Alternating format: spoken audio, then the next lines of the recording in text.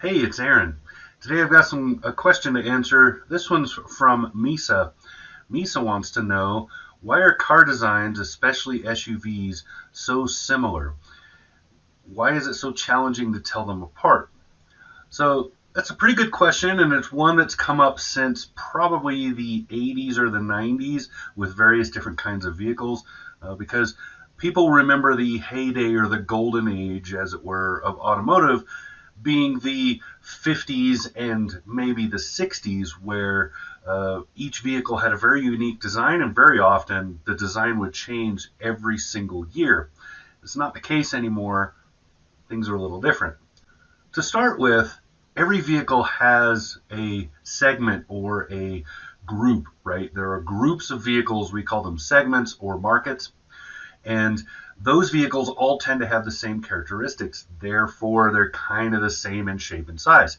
So an SUV, for example, is generally a square-ish, boxy shape with two rows of seating or more, and usually has kind of a high stance, so it's a little bigger, it's bulkier, it's heavier. Whereas a station wagon looks like a car that's been extended and has a hatchback.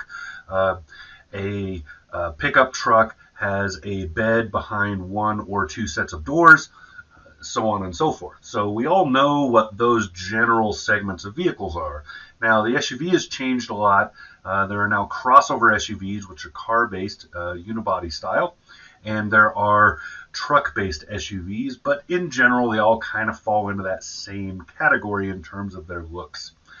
Some shapes lend themselves to more practicality in different ways. So an SUV, their crossovers and SUVs are really popular because that generally square shape creates a lot of interior room, makes it very spacious, very roomy on the inside for the amount of space the vehicle itself is taking up. So in other words, it can have a given footprint, large or small, and more interior space with that footprint than it would if it were, say, a sedan or a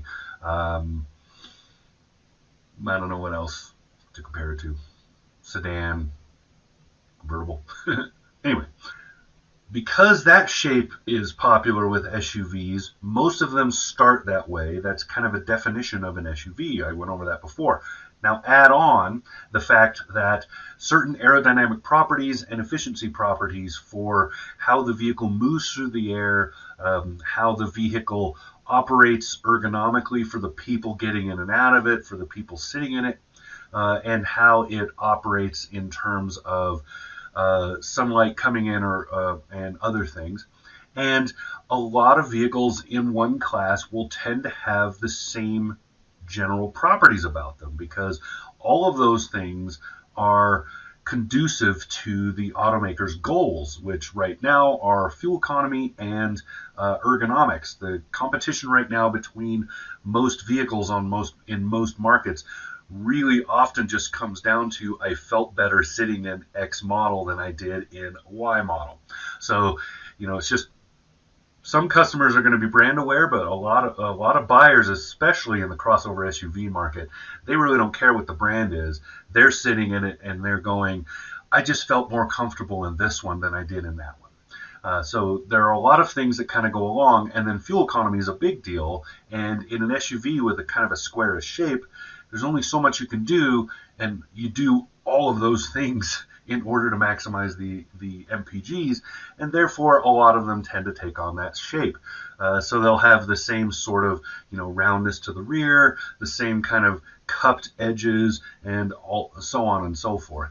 Where they differentiate is in their body language. So you'll see differences in the plating on the back of the hatch. Along the sides, you'll see different changes in like how they're maybe accenting rear wheel arches or changing the curve of the doors in order to make the bodywork look different.